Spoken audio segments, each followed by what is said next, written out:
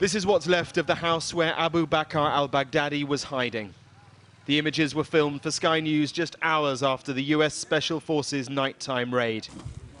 Locals still picking through the rubble, the bodies still being collected, and eyewitnesses with details of it all. I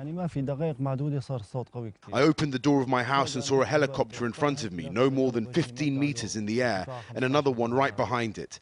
They were circling around 2 kilometers. There were no shots fired at first, and then suddenly there was gunfire and the helicopter began firing back. Around 70 US soldiers and a number of military dogs were involved. On the ground, they blew holes in the wall of the building to avoid booby-trap doors.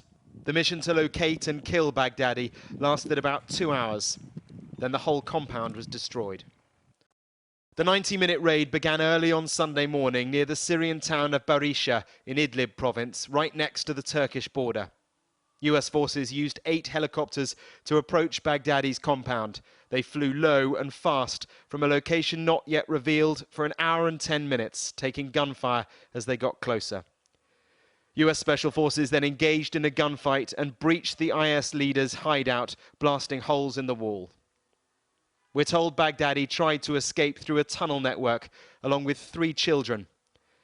But the IS leader became cornered in what the US president described as a dead end. It's here where the Americans say he detonated his suicide vest. The explosion killed him, 3 children, and caused the tunnel to collapse.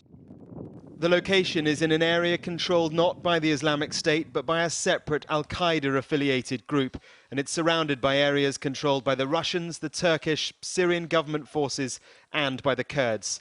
The American president said they all played a part, but didn't know about the specifics of the operation.